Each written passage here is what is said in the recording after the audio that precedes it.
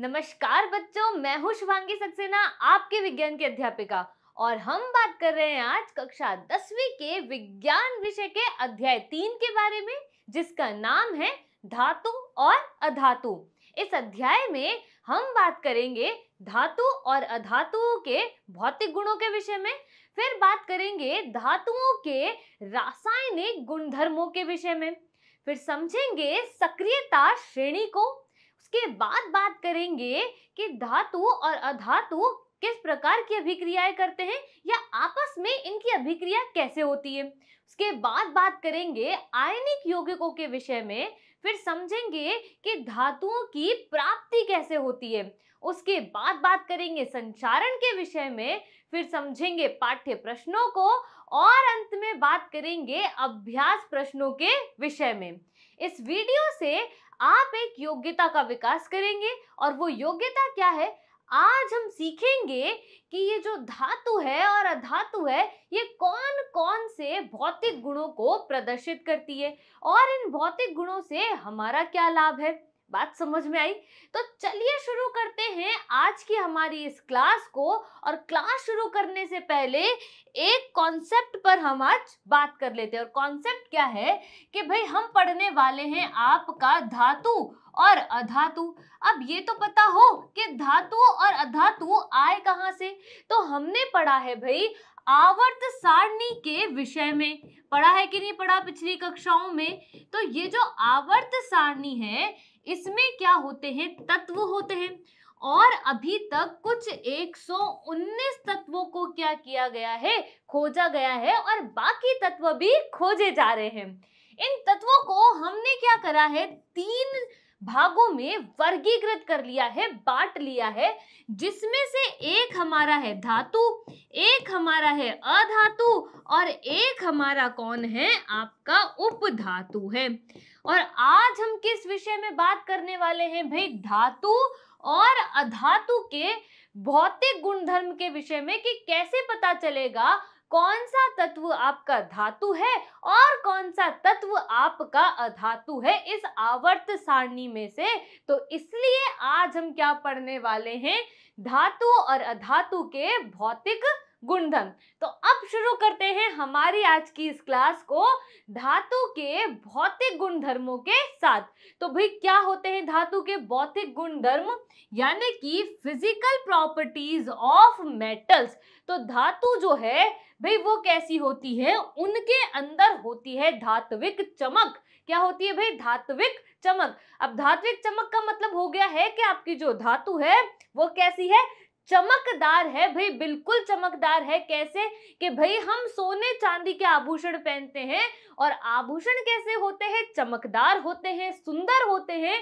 तो सोना और चांदी क्या है, धातु है, और धातु कैसी हो गई, आपकी चमकदार हो गई है। बात करेंगे धातु की अवस्था के विषय में, कि धातु जो है वो किस अवस्था में मिलती है, ठोस में मिलती है, कठोर होती है, द्रव अवस्था में मिलती है, या गैस अवस्था में हमको यहाँ मिलती है। फिर बात करेंगे धातु के आघात वर्ध्यता गुण के बारे में, यानी आघात करने पर धातु में अगर कोई परिवर्तन होता है तो वो परिवर्तन हमारे पास क्या है। फिर समझेंगे तन्यता के विषय में, कि धातु की तन्यता क्या बताती है। बात करेंगे चालकता के विषय में, कि यदि धातु जो है चालक है तो किसके प्रति चालक है, यानी कि ऊष्मा के प्रति है या विद्युत के प्रति है। उसके बाद बात करेंगे ध्वनिक गुण के विषय में, कि ध्वनिक गुण धातुओं के संदर्भ में हमें क्या बताता है। और अंत में चर्चा करेंगे धातु के गलनांक के विषय में, कि जो धातु है उनके गलनांक कैसे होते हैं भाई, उच्च होते हैं या फिर निम्न होते हैं। तो चलिए शुरू करते हैं पहले बिंदु के साथ, कि भाई धात्विक चमक आपके पास जो है वो क्या होती है। तो भाई हमने बात की है कि धातु जो होती है वो चमकदार होती है। हम आभूषण पहनते हैं सोने चांदी के और वो कैसे होते हैं, सुंदर होते हैं, चमकदार आपके पास होते हैं। तो ये देखिए धातुएं जो होती हैं चमकदार होती हैं। उदाहरण हमने ले लिया है सोने का, चांदी के आभूषण भी हम क्या करते हैं, पहनते हैं। अब बात करते हैं अवस्था के विषय में। तो जितनी भी सारी आपकी धातुएं हैं कैसी होती हैं? कठोर होती हैं, अर्थात किस अवस्था में मिलेंगी? ठोस अवस्था में हमको मिलेंगी। उदाहरण हो गया है लोहा, तो हम जानते हैं भाई जैसे लोहे की कील है, कैसी होती है भाई? कठोर होती है। ऐसे थोड़ी हाथ से ये टूट जाती है, होती है कि नहीं होती कठोर? तो किस अवस्था में होती है? ठोस अवस्था में। लेकिन इस अध्याय की महत्वपूर्ण और सबसे बढ़िया बात है कि इस अध्याय में बहुत सारे अपवाद हैं। अपवादों से ही क्वेश्चंस बनते हैं एग्जाम के अंदर। तो अभी हमने कहा कि धातु कैसी है भाई? एक तो कठोर है, दूसरी ठोस है। पर ऐसे धातु विद्यमान है जो ना तो कठोर है पर फिर भी धातु है, और वो क्या है? मुलायम भी है, फिर भी वो क्या है? आपकी धातु है। ठोस नहीं है तब भी आपकी क्या है? धातु है। ऐसी धातु कौन सी है भाई?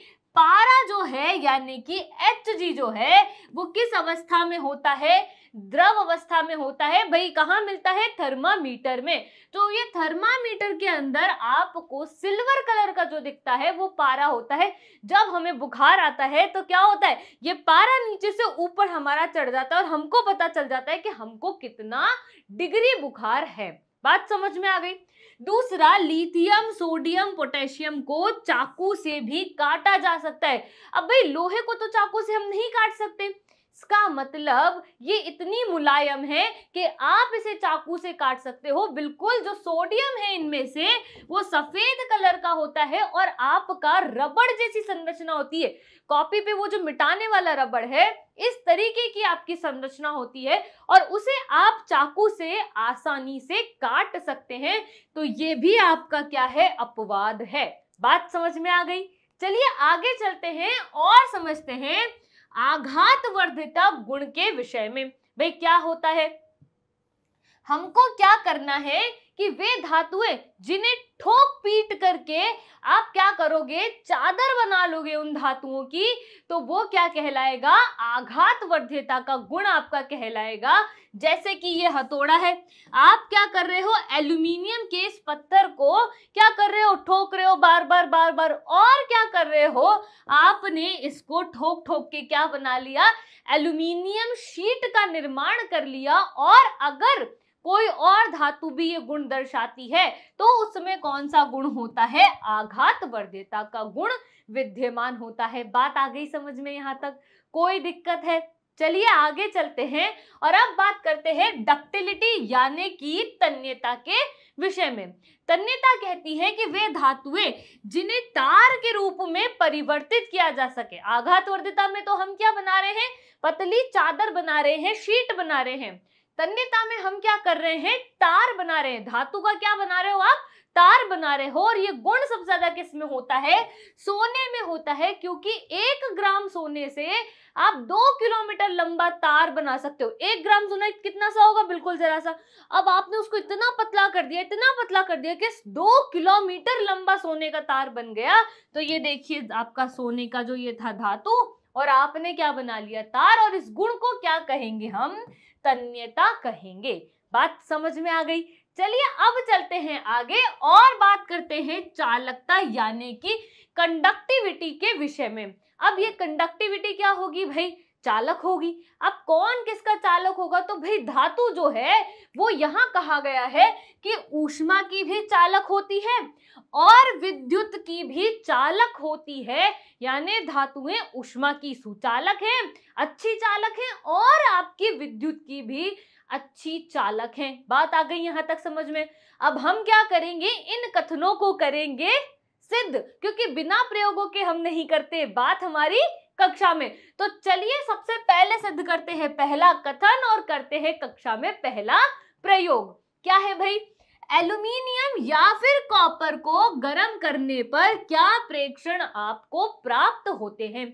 हमने आपको 2 धातु दे दी है, एक का नाम है एल्यूमिनियम और एक का नाम है कॉपर। आप इन दोनों में से कोई सी भी धातु को क्या करो? गर्म करो और ये बताओ कि भाई गर्म करने पर क्या प्रेक्षण आपको मिला है। तो हम कर देंगे गर्म। हम क्या करेंगे भाई? हमने लगा लिया है बर्नर, और इस बार हमने क्या ले लिया है? एक स्टैंड ले लिया है, ताकि हम धातु की जो छड़ है या तार है इसे उस स्टैंड के साथ क्या कर सके? अच्छे से चिपका सके या लगा सके। तो हमने क्लिप की मदद से इसको उस पर खड़ा कर लिया है। अब हमने क्या करा, यहाँ पर मोम जो है आपका वो लगा करके और आपका एक पिन उसके साथ चिपका दिया है। अब अगर धातु जो है ऊष्मा की सुचालक होगी तो होगा क्या कि जब आप बर्नर से धातु को गर्म करोगे तो इस सिरे से गर्म करोगे, धीरे धीरे धीरे धीरे धीरे धीरे ये यहां तक का सिरा गर्म हो जाएगा। जैसे ही गर्म होगा तो मोम क्या होगी, पिघल जाएगी, और मोम पिघलेगी तो पिन कैसा होगा, नीचे गिर जाएगा। अगर ऐसा होता है तो आपकी ये जो धातु का तार है ये क्या बता रहा है कि धातु जो है आपकी ऊष्मा की सुचालक होती है। बात समझ में आ गई, करना क्या है, तो हमने क्या कर दिया, बर्नर को चालू कर दिया। अब जैसे ही चालू किया, अब बर्नर को हमने चालू किया, अब ये क्या हो रहा है, गर्म हो रहा है। थोड़ी देर हम इंतजार करेंगे, होने दो इसे गर्म। जैसे ही गर्म होगा और हम क्या देखेंगे कि ये जो ऊष्मा का प्रवाह है ये क्या होगा, यहाँ तक आ जाएगा, मतलब यहाँ से गर्म होकर के यहाँ तक आ जाएगा। तो ये जो मोम है ये पिघल जाएगी और जो पिन है वो नीचे गिर जाएगी। तो प्रेक्षण क्या कहते हैं कि तार को गर्म करने पर धातु का तार जो है वो क्या हो रहा है भाई, आपका गर्म हो रहा है। तो मोम जो है वो तो पिघल गई और मोम के द्वारा जो आपने पिन चिपकाई थी वो पिन क्या हो गई है, नीचे गिर गई है। इसका मतलब क्या हुआ है कि धातु जो है ऊष्मा की क्या होती है भाई, सुचालक होती है, अच्छी चालक होती है। और धातुओं में भी सबसे उत्तम चालक कौन है भाई, सिल्वर और कॉपर है। कौन है भाई, सिल्वर और आपका कॉपर। अब इसका एक और उदाहरण लो, घर पे मम्मी क्या करती है, चपाती बनाती है कि नहीं बनाती, उस पे फिर वो चिमटे से उसको सेकती है। जब बहुत सारी चपातियां बनानी हो तो आप देखिएगा कि जो चिमटा है वो चपाती तो आगे वाले सिरे से सेकती है, लेकिन जो चिमटा है वो पीछे से भी क्या हो जाएगा, गर्म। और चिमटा किसका बना होता है, लोहे का बना होता है। तो हमको ये भी पता चल गया कि चिमटा जो है वो पीछे से गर्म क्यों होता है। बात यहां तक आ गई समझ में, चलें आगे। चलिए अब बात करते हैं अपवाद के विषय में कि भाई ऐसा तो है ही नहीं कि अपवाद हमको पढ़ना ना पड़े, है कि नहीं, अपवाद तो आएंगे। तो हमने क्या कहा कि धातुएं तो सुचालक होती है, लेकिन ऐसी धातु विद्यमान है जो कि चालन नहीं करती। इसका मतलब लेड और मरकरी दो ऐसी धातु है जो ऊष्मा का चालन जो है वो नहीं करती। तो ये आपका लेड है और ये आपका मरकरी है, यानी कि पारा है, यानी कि हाइग्रेंशियम है। बात समझ में आ गई। चलिए आगे चलते हैं और अब बात करते हैं दूसरे प्रयोग के विषय में, जो कि क्या कहता है कि भाई धातुएं जो हैं विद्युत की भी सुचालक होती हैं। जो कि करना क्या है कि धातु को परिपथ के मध्य रखने पर क्या प्रेक्षण आपको प्राप्त होते हैं। परिपथ बनाएंगे हम। अब ये जो परिपथ हम बना रहे हैं, इस परिपथ में हम क्या करेंगे भाई, बीच में धातु रख देंगे और इसको जांचने के लिए कि धातु जो है उसकी वजह से धारा का प्रवाह हो रहा है या नहीं हो रहा है, एक बल्ब लगा देंगे। जैसे ही स्विच चालू करेंगे हम देखेंगे कि बल्ब जल रहा है या नहीं। अगर जलता है बल्ब तो आपकी जो धातु है वो विद्युत की क्या है, सुचालक है। चलो देखते हैं। हमने लगा दी है बैटरी, यहाँ पे हमने रख लिया है कोई भी धातु को, तो हम मान लेते हैं कि हमने यहाँ पर रखी है कॉपर। चलिए आगे। अब हमने क्या कर दिया है भाई, स्विच को जो है वो चालू कर दिया है और हमने चालू करते ही देखा कि ये जो बल्ब है ये क्या हो गया है, प्रकाशित हो गया है। जैसे तुम्हारा बल्ब भी जल गया है, ट्यूबलाइट जल गई ना भाई, कितना बढ़िया चैप्टर चल रहा है। तो अब क्या है कि ये जो है आपका बल्ब क्या हो गया भाई, प्रकाशित हो गया। इसका मतलब क्या हुआ कि परिपथ के मध्य धातु को जब रखा तो पूर्ण करने पर जब परिपथ पूर्ण हो गया तो आपका बल्ब जो है वो प्रकाशित हो गया। मतलब विद्युत की क्या होती है भाई, सुचालक होती है। धातुएं क्या हैं, विद्युत का प्रवाह करती हैं, विद्युत को रोकती नहीं है। अब हम क्या करते हैं, ये जो विद्युत धारा बह रही है, ये जो विद्युत के तार हैं, इन पर हम क्या लगा देते हैं, पीवीसी या रबड़ की परत हम चढ़ाते हैं ताकि हमको करंट ना लगे। तो ये देखो, क्योंकि रबड़ जो होता है वो क्या होता है, विद्युत रोधी होता है आपके पास, ताकि करंट जो है वो हमको ना लगे। बात समझ में आ गई। अब चलिए आगे और अब बात करते हैं अगले गुण की, जो कि है इसका ध्वनिक गुण यानी कि सोनोरस। धातु कठोर सतह से टकराने पर आवाज उत्पन्न करती है, तो हमें याद आ जाना चाहिए मंदिर की घंटी, और सबसे बढ़िया हमारी स्कूल की घंटी। जब घंटी बजती है टन टन टन टन, तो आवाज आती है कि नहीं आती? अब आवाज कैसे आई कि भाई घंटी जो है वो कठोर सतह से टकराई, धातु जो है वो कठोर सतह से टकराई, तभी तो आवाज आई। तो जब धातु कठोर सतह से टकराएगी तो आवाज उत्पन्न करेगी, और वो क्या होगा? आपका ध्वनिक गुण के बारे में वो बता रही है आपको।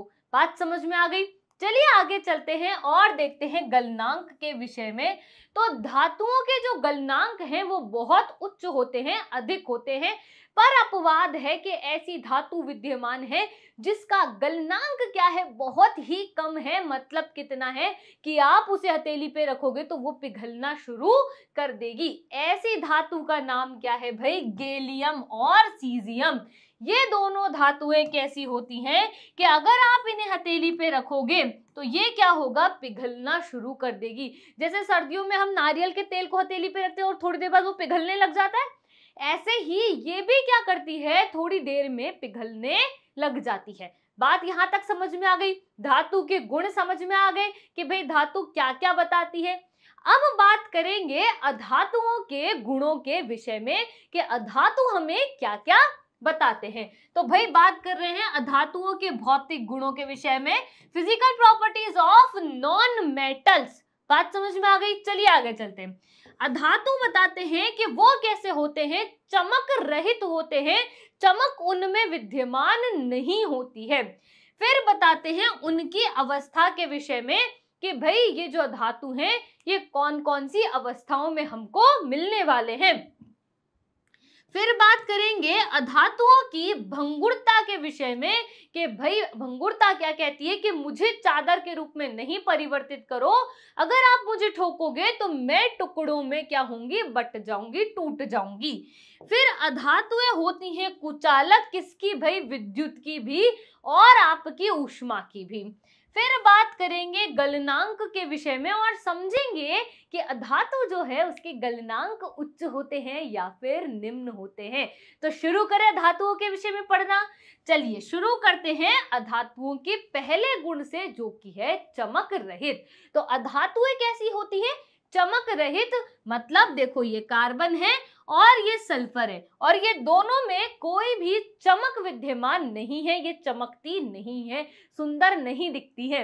अब लेकिन क्या है कि अपवाद है इसके अंदर, और अपवाद कौन सा है? आयोडीन गैस इसका अपवाद है। आयोडीन जो है वो आपका चमकदार होता है। ये देखो भाई, ये आपका आयोडीन है, और आयोडीन की सतह पर जब आप देखेंगे तो ये हल्की सी आपको चमकदार दिखेगी। दिख रही है कि नहीं दिख रही है? चलिए आगे चलते हैं अगले गुण के बारे में, अवस्था। अधातुएं ठोस और गैस अवस्था में होती हैं, जैसे कि कार्बन, हाइड्रोजन और ऑक्सीजन। तो भाई ये जो कार्बन है ये तो आपका ठोस होता है, ठीक, और हाइड्रोजन और ऑक्सीजन ये दोनों आपके कैसे होते हैं? गैस अवस्था में विद्यमान होते हैं। पर फिर अपवाद आ गया, और अपवाद क्या है कि ये जो आपका ब्रोमीन है ये किस अवस्था में विद्यमान है भाई? द्रव अवस्था में हमारे पास विद्यमान है। यहाँ आपको दिख रहा होगा कि जो ब्रोमीन है ये क्या है? द्रव अवस्था में विद्यमान है। अब बात करते हैं अगले गुण के बारे में, जो कि है भंगुरता।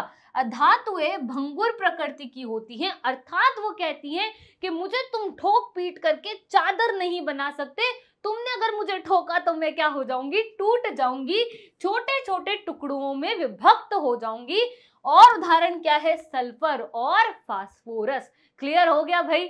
चलिए आगे चलते हैं और बात करते हैं इंसुलेटर्स यानी कि कुचालक। तो जो आपकी अधातुएं हैं वो ऊष्मा की भी और विद्युत की भी कैसी होती हैं? कुचालक। लेकिन क्या है कि अपवाद है, और अपवाद क्या है कि कार्बन का अपरूप है ग्रेफाइट, जो कि विद्युत का क्या है? सुचालक है। और आप देख रहे हो ये पेंसिल, और पेंसिल की ये जो आप नोक देख रहे हो, इस नोक पे जो ग्रे कलर का है ये क्या है? आपका ग्रेफाइट, जो कि कैसा है? आपका विद्युत का सुचालक है। क्लियर हो गई भाई बात? यहां तक समझ में आ गया कुचालक क्या है? चलिए आगे चलते हैं और समझते हैं गलनांक के विषय में। अधातुओं के गलनांक कैसे होते हैं? बहुत कम। लेकिन हीरे का गलनांक क्या है? सबसे अधिक होता है भाई, बहुत ज्यादा गलनांक है। तो अपवाद कौन है भाई? हीरा है। इस अध्याय में जो महत्वपूर्ण है वो अपवाद ही महत्वपूर्ण है, इसीलिए इतने अपवाद हैं। अपवादों से ही प्रश्न बनता है। तो अब हमने क्या क्या बात कर ली भाई? अधातुओं के गुण समझ लिए, धातुओं के गुण समझ लिए। अब हम बात करेंगे इन दोनों में अंतर के विषय में। तो करते हैं अंतर, धातु एवं अधातुओं में अंतर। तो भाई चलो धातु के बारे में बात करते हैं। धातु कैसी होती है भाई? चमकदार होती है, सोना चांदी उदाहरण है। आभूषण पहनते हैं हम किसके? सोने और चांदी के। अधातुएं कैसी होंगी भाई? चमकदार नहीं होंगी बिल्कुल भी। कार्बन और सल्फर उदाहरण था, चमकदार ये नहीं था। लेकिन अपवाद में कौन था? आयोडीन, जो कि कैसा था आपका? चमकदार था। फिर से बात कर रहे हैं धातु के विषय में। वे कठोर होते हैं तथा ठोस अवस्था में पाए जाते हैं। उदाहरण था आपका लोहा। लेकिन अपवाद आ गया था कि भाई ये जो है ठोस की जगह द्रव में मिलता है। तो कौन था वो? पारा। पारा कैसा मिल रहा था? द्रव अवस्था में। और कठोर का अपवाद क्या था भाई? सोडियम, जिसको चाकू से काट सकते हैं हम। लिथियम और पोटेशियम भी इसी का उदाहरण है, क्योंकि ये कठोर नहीं है, मुलायम होती है। कैसी होती है भाई? मुलायम होती है। क्लियर हो गया। अब चलते हैं अधातुओं के दूसरे गुण के विषय में। ठोस अवस्था, गैस अवस्था में ये पाए जाते हैं, जैसे कि हाइड्रोजन, ऑक्सीजन आपका गैस में मिलता है, कार्बन आपका ठोस में मिलता है। लेकिन अपवाद कहता है कि ब्रोमीन जो है वो किस में मिलेगा? द्रव अवस्था में हमको मिलता है। आगे चलते हैं और देखते हैं अगला गुण धातुओं का। ये आघातवर्धी होते हैं, ठोक पीट करके चादर नुमा बना सकते हैं। उदाहरण है लोहा और एल्यूमिनियम। सोने को भी ठोक पीट करके आप चादर बना सकते हैं। पर अधातु तो ये गुण प्रदर्शित ही नहीं करते। वो कहते हैं हम आघातवर्ध्यता नहीं दर्शाएंगे। अगला गुण है धातुओं में कि ये कैसे होते हैं? तन्य होते हैं। और उदाहरण क्या था? सोना, कि भाई 1 ग्राम सोने से 2 किलोमीटर लंबा तार हमने बना लिया था। पर जो आपका अधातु है वो इस गुण को प्रदर्शित नहीं करते हैं। बात समझ में आ गई? क्लियर है। अब बात करेंगे धातुएं जो हैं ऊष्मा की सुचालक है, विद्युत की भी सुचालक है। और विद्युत की सबसे बढ़िया चालक कौन होती है भाई? सोना, चांदी, कॉपर। पर सोना भी महंगा है, चांदी भी महंगी है, तो हम क्या इस्तेमाल करते हैं? कॉपर को हम इस्तेमाल करते हैं। बात समझ में आ गई? तो भाई देखो, ऊष्मा के सुचालक होते हैं, उदाहरण है एल्यूमिनियम और कॉपर। लेकिन मरकरी और लेड इसका अपवाद है, क्योंकि वो ऊष्मा प्रवाह नहीं करते हैं। और अधातु ऊष्मा के कैसे होते हैं? कुचालक होते हैं। धातु विद्युत के सुचालक होते हैं। उदाहरण क्या है? सिल्वर और कॉपर। अभी हमने बात करी कि हम क्या इस्तेमाल करते हैं? कॉपर वायर हम इस्तेमाल करते हैं। पर अधातु तो विद्युत के भी क्या होंगे भाई? कुचालक होंगे। पर अपवाद कौन है? ग्रेफाइट, जो कि विद्युत का क्या है? सुचालक है। अब बात कर रहे हैं गलनांक के विषय में। तो धातुओं के जो गलनांक हैं वो बहुत उच्च होते हैं। पर गैलियम और सीजियम ऐसी धातु है जो हथेली पर रखने पर पिघल जाती है, जिनके गलनांक कैसे हो गए हैं? बहुत ही कम हो गए हैं। अब बात कर रहे हैं अधातुओं के विषय में कि इनके गलनांक बहुत कम होते हैं, पर हीरे का गलनांक क्या था? बहुत उच्च था। अब अगला गुण है धातुओं का कि ये ध्वनिक होती है। मंदिर की घंटी, स्कूल की घंटी, टन टन टन, याद आ गई होगी। अब अधातु ये गुण प्रदर्शित नहीं करती है। भाई क्लियर हो गया है? कोई दिक्कत है यहाँ तक? बात समझ में आ गई? अधातु क्या काम करती है, धातु क्या काम करती है, दोनों में अंतर भी हमने समझ लिया और अपवाद भी हमने दोबारा से समझ लिए। तो भाई हमने इस वीडियो से क्या क्या सीख लिया? हमने सीख लिया धातु के गुण क्या है, अधातु के गुण क्या है और अपवाद क्या है, धातु अधातु में अंतर क्या है। तो फटाफट से इनको दोहरा लेते हैं हम कि इनके गुण फटाफट क्या क्या होते हैं। तो आ जाओ भाई फटाफट धातुओं के भौतिक गुण के विषय में। तो धातुओं में भाई क्या होती है? धात्विक, चमक विद्यमान होती है, आभूषण पहनते हो, सोना चांदी, याद आना चाहिए। धातुओं की अवस्था के विषय में बात हो रही है। धातुएं कैसी हैं, कठोर हैं और ठोस हैं। लेकिन अपवाद क्या था हमारे पास भाई, मरकरी यानी कि आपका पारा, जो कि क्या है भाई, द्रव अवस्था में होता है और धातुएं कठोर हैं। तो अपवाद हो गया आपका सोडियम, लिथियम और पोटेशियम, चाकू से हम इसे काट सकते हैं। तीसरा था धातु आघातवर्धी होती है, आघात कर सकते हैं और चादर बना लेते हैं, एल्यूमिनियम इसका उदाहरण था।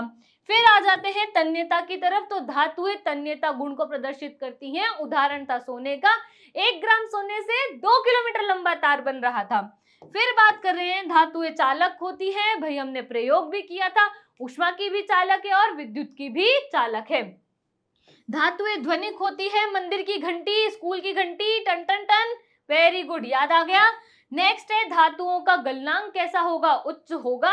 लेकिन क्या होगा, दो ऐसी धातुएं विद्यमान है, गैलियम और सीजियम, जो हथेली के तापमान पे ही क्या हो जाती हैं, पिघलने लगती हैं। ये हो गए हैं धातुओं के भौतिक गुण। अब चलते हैं अधातुओं के भौतिक गुणों की तरफ। तो भाई देखो, अधातुओं के भौतिक गुण, अधातुएं कैसी हैं, चमक रहित, और अपवाद था आयोडीन, क्योंकि आयोडीन में क्या है, चमक विद्यमान होती है। अधातुओं की अवस्था के विषय में बात करें तो अधातु जो हैं वो आपके किस अवस्था में होते हैं, ठोस और गैस। अपवाद कौन है, ब्रोमीन, और ब्रोमीन कैसा होता है, द्रव अवस्था में विद्यमान होता है। अधातु भंगुरता दर्शाते हैं, वो कहते हैं कि मुझे ठोक पीट करके तुम चादर नहीं बना सकते, मैं तो छोटे छोटे टुकड़ों में विभक्त हो जाऊंगा अगर तुमने मुझे ठोका पीटा तो। बात समझ में आ गई। चलिए आगे चलते हैं। अधातु जो है वो ऊष्मा की कुचालक होती है और विद्युत की भी कुचालक है, परंतु यहाँ अपवाद कौन था, ग्रेफाइट, जो कि विद्युत का क्या है, सुचालक है। बात करेंगे गलनांक, अधातुओं के गलनांक कैसे होते हैं, बहुत ही कम होते हैं। क्लियर हो गया। अब जल्दी से अपवादों का भी दोहरान कर लेते हैं। सभी धातुएं कमरे के ताप पर किस अवस्था में थी, ठोस, पर आपका पारा कैसा था भाई, द्रव अवस्था में। धातुओं का गलनांक अधिक होता है, लेकिन गैलियम और सीजियम का बहुत कम होता है, क्योंकि क्या होता है, हथेली पर रखते ही पिघल जाती है भाई। आयोडीन आपकी चमकदार है, पर वो कौन है, अधातु है।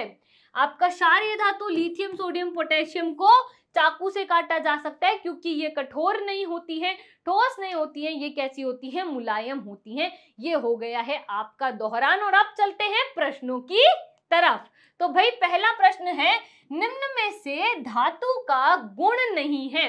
भाई ध्वनिक गुण नहीं है क्या, ध्वनिक तो होती है, घंटी बजती है।